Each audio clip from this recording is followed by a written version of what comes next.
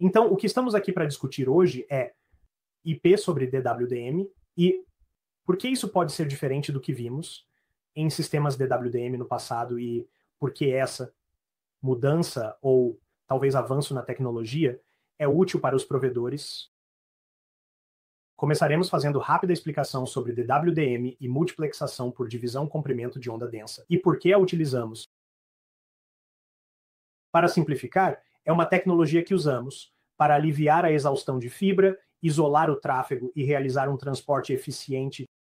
O que isso nos permite fazer é pegar comprimentos de onda multiplexados, múltiplos comprimentos de onda de luz, e usar prismas para expandi-los em muitas cores diferentes de luz. Assim você pode juntar todas as cores, assim como pode fazer com a luz branca que vem do sol ou das lâmpadas, e separá-las em todos os diferentes comprimentos de onda, e usar esses comprimentos de onda discretos individuais, como um par virtual de fibras, certo? Assim, com DWDM, podemos pegar um único par de fibras e tratá-lo como um número extra de fibras, dependendo da frequência e do comprimento de onda, da quantidade de espectro que estamos usando para cada individual comprimento de onda da luz. Então, você sabe, tipicamente o que vemos muito é uma rede espaçada em 100 GHz, onde você tem 48 comprimentos de onda de luz individuais com uma banda C estendida. E você pode usar isso para, mais uma vez, ajudar você a economizar em fibras. Se você estiver limitado em fibra entre dois espaços, é uma maneira de obter uma grande largura de banda entre duas localizações, ou sem precisar usar muita fibra. Agora, falamos sobre a banda C e o que isso significa, além de comprimentos de onda e frequências, e muitas coisas do tipo física óptica. Então, por que usamos essa banda C quando se trata de DWDM e frequências coerentes? Porque é o que apresenta o melhor desempenho com a fibra monomodo baseada em silício, fibra monomodo que é utilizada na maioria das mother plantas externas. Então, se você olhar para este gráfico aqui, ele mostra, com base no comprimento de onda da luz, ou seja, a distância entre as ondas e a luz, qual delas perde a maior e a menor quantidade de sinal por quilômetro de fibra. E se você olhar para essa curva, verá que na banda C estamos meio que na parte inferior dessa curva. Portanto, é o mais eficiente nesse aspecto. Com sua fibra básica GM152 para plantas externas, quando está nova, você vai perder cerca de 0,22 dB por quilômetro, o que é bastante bom. Existem outras opções que você pode usar além do DWDM coerente e da banda C. Existem ópticas de onda cinza que as pessoas vendem como ópticas de 10 km e as de 40 e 80 km, e muitos deles operam na faixa de 1310 nanômetros. E se você puder ver, na verdade, tem uma perda muito maior por quilômetro, mas eles simplesmente aumentam a potência de lançamento. Para compensar isso, e então existem algumas ondas cinzas de 1550 que funcionam dentro dessa banda C para aproveitar a menor quantidade de perda que ocorre nesse comprimento de onda.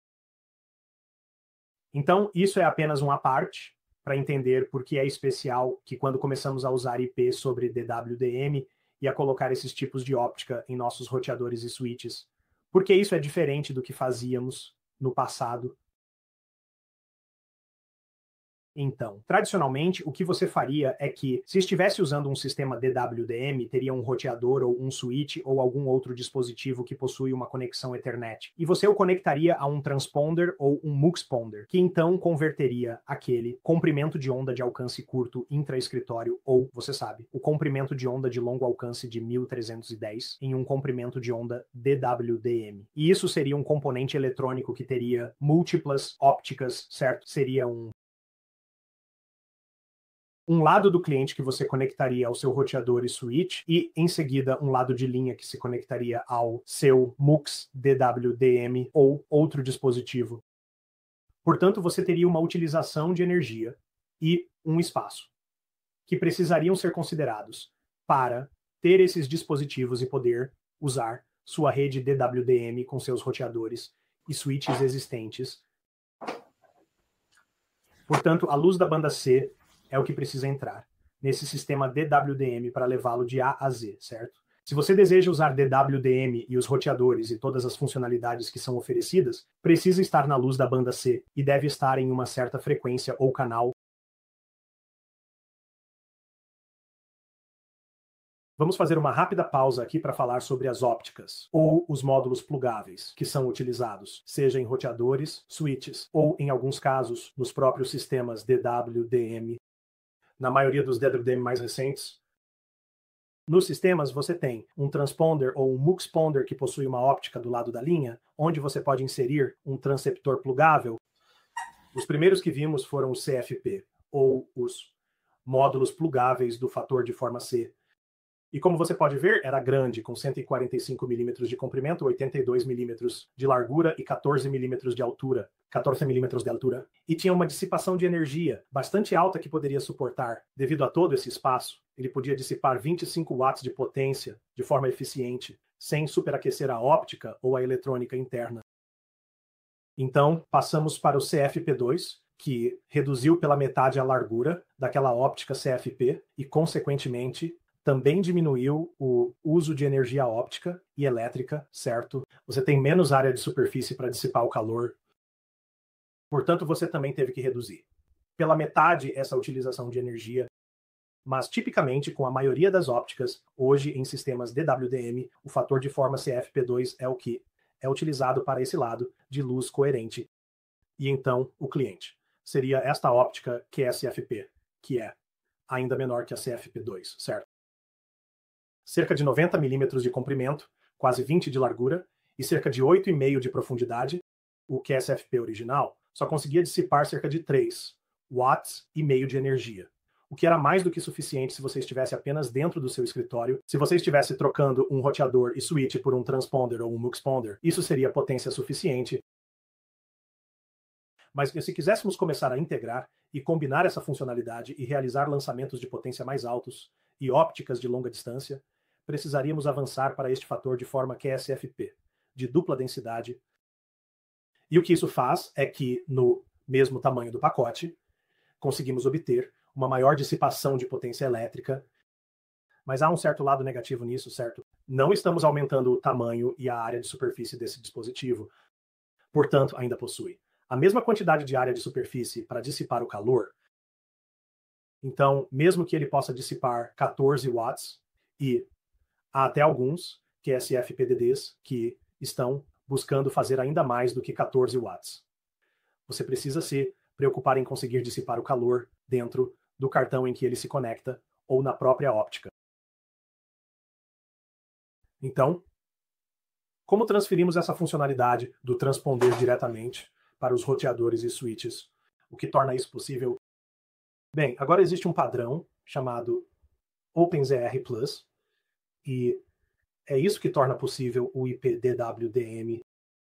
O que ele faz é, essencialmente, um conjunto de regras que todos os fabricantes de dispositivos IP sobre DWDM vão concordar, certo? Vamos realizar uma certa modulação para diferentes comprimentos de onda ou para diferentes velocidades.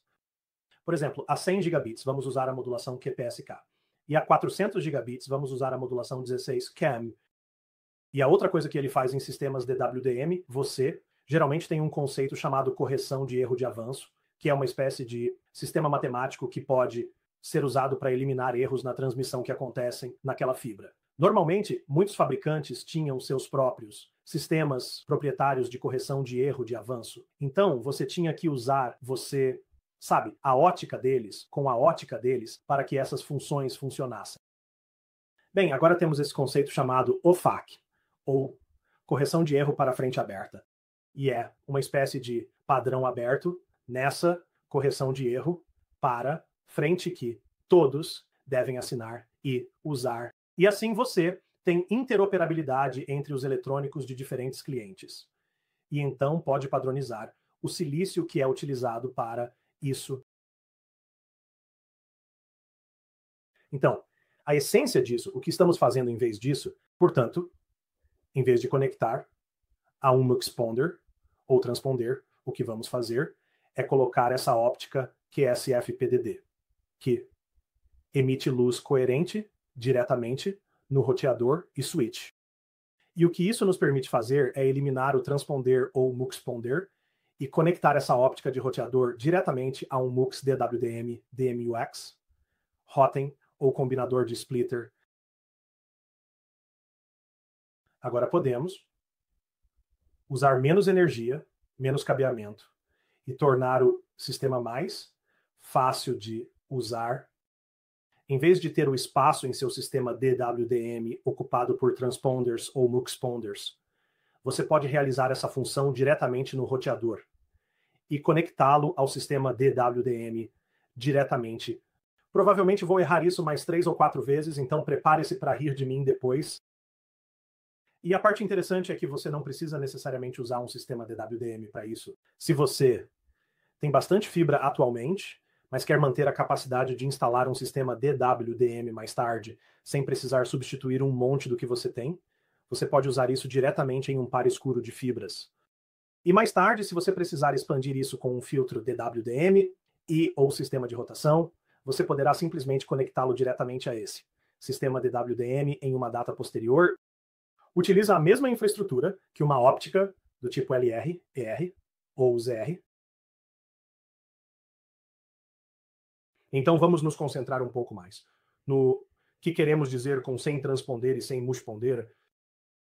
Então, temos uma pequena imagem aqui que mostra, você sabe, a transição de um grande chassi de 24 slots para um chassi menor de 3 slots. Portanto, se você não precisa ter transponders e muxponders em seu equipamento DWDM, não precisa de um equipamento tão grande, em um site de 2 graus, em vez de precisar de tantos slots de cartão, você só precisaria dos seus rotuns leste e oeste. Assim, você pode reduzir seu espaço ocupado de forma bastante significativa. Você simplesmente deixa o sistema DWDM realizar a amplificação e a funcionalidade de Herodium. Você sabe, a funcionalidade de adição e remoção dentro deles.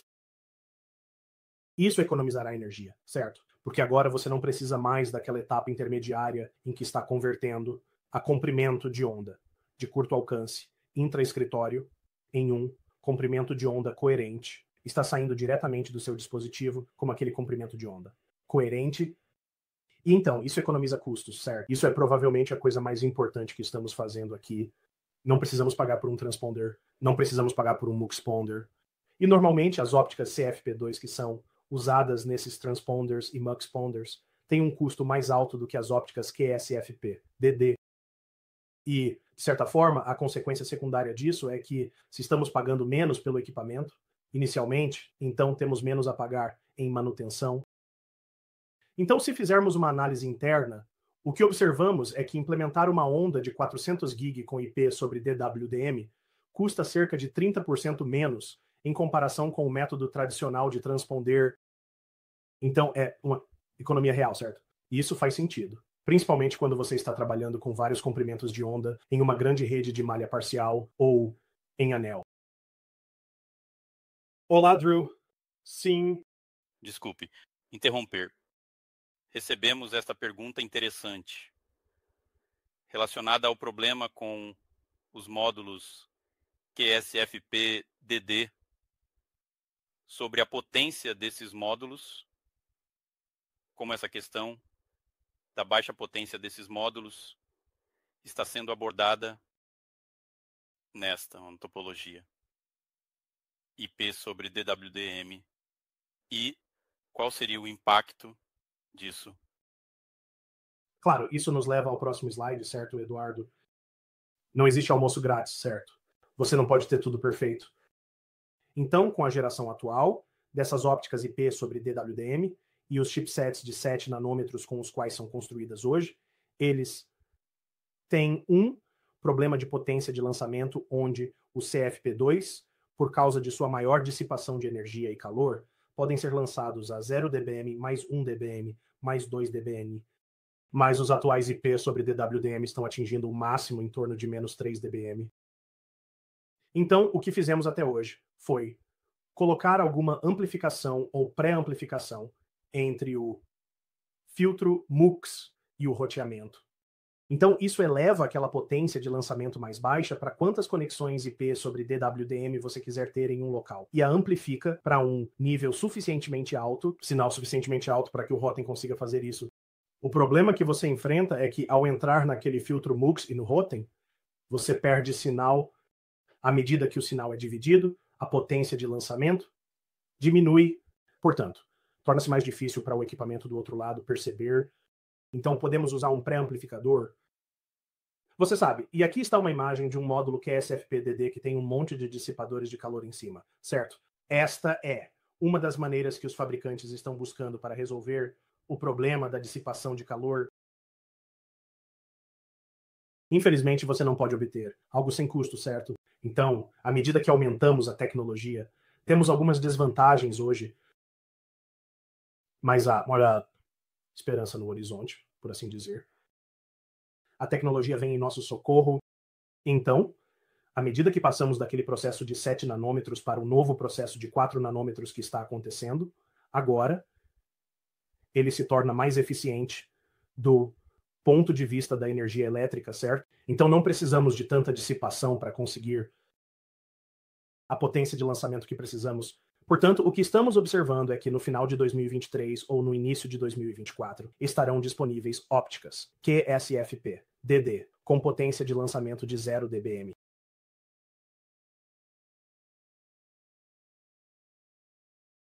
Então vamos juntar tudo. O que isso significa para os provedores e clientes?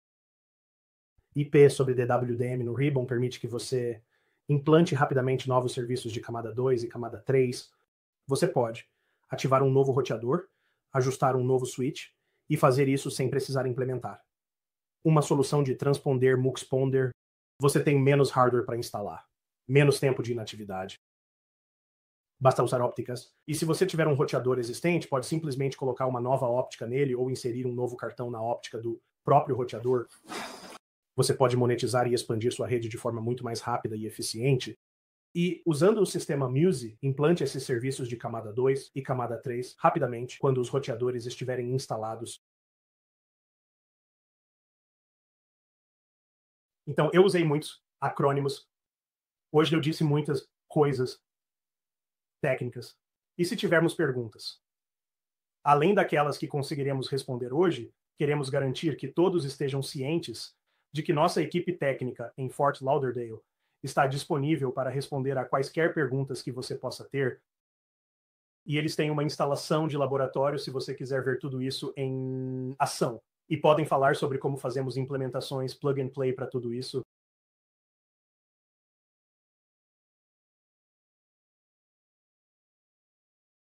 Então essa é a extensão do que eu tenho, do Slideware.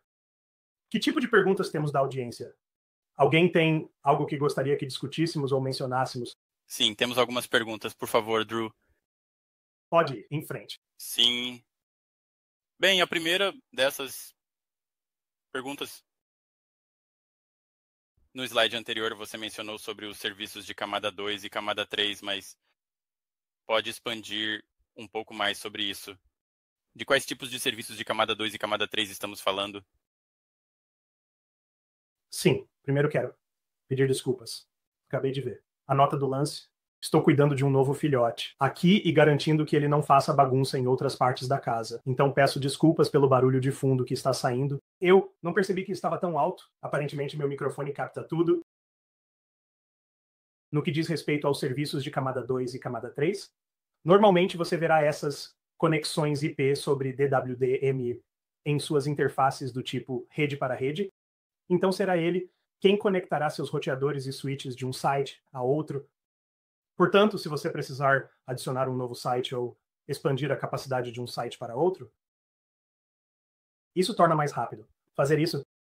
E isso permitiria que você trouxesse novos clientes para aquele novo que no escritório central ou local que você tem. Você pode implantar serviços de camada 2 do tipo MEF. Transporte de agregação para seus OLTs ou outros dispositivos GPON. Ou simplesmente serviços de VPN do tipo camada 3, se você estiver fazendo isso com clientes. A outra pergunta, Drew. Algumas perguntas relacionadas. Uma é sobre o sistema de gerenciamento. Para esta solução e a outra também está relacionada, está perguntando sobre o fato de estarmos realmente falando sobre um comprimento de onda alienígena como será feita a introdução ao sistema e como isso é gerenciado. Então, acho que podemos responder ambas as perguntas com nosso sistema de gerenciamento, certo? Sim, para responder à sua pergunta, isso é essencialmente um comprimento de onda alienígena que você está colocando sobre seu próprio sistema DWDM. Isso. Faz isso sem precisar usar transponders e muxponders. E então, com o Neptune, podemos obter muitas das mesmas informações de gerenciamento de desempenho que poderíamos obter dos transponders e muxponders anteriormente.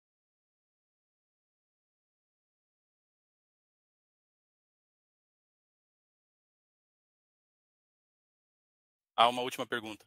Drew, acho que esse está relacionado à tecnologia, é uma pergunta. Sobre os QSF-PDDs. Alguém está perguntando se já estava disponível a potência de 0 dB, mas eu acho que ainda não chegamos lá, certo? Então, temos amostras de engenharia, certo? Portanto, eles já foram construídos. Estamos no processo de integrar isso do ponto de vista de software neste momento em nosso hardware. Então, nesse sentido, sim, eles já existem e podem alcançar 0 dBm. Estamos apenas esperando que a produção aumente até o ponto em que eles estejam disponíveis comercialmente para implantação em larga escala. E então vejo. Outra pergunta, Eduardo, sobre por que a potência de lançamento de 0 dBm é necessária, além de uma potência mais alta, e isso realmente se resume a perda de inserção do mux e a perda de inserção dos rótons. Portanto, em um mux típico de 48 canais, você vai perder de 5 a 6 dB, apenas ao entrar no mux. Então, se você está começando em -3 ou -6, isso está em algum lugar entre -3 e -6, o que faz com que muitos rotons considerem que esse sinal não está presente, certo? Isso vai resultar em perda de sinal naquela porta. Então, é por isso que precisamos garantir que esteja um pouco mais alto, para que os rotons possam ver o sinal de maneira saudável.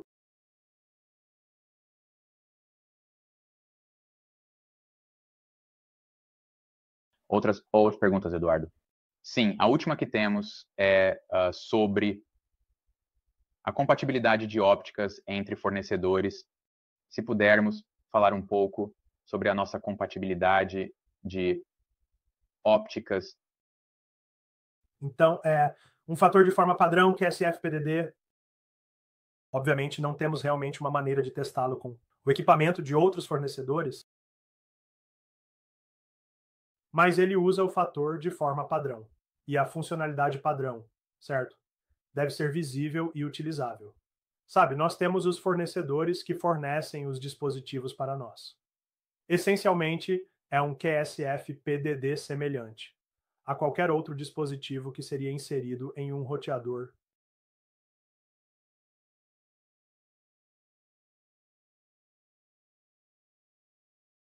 Não há mais perguntas, Drew.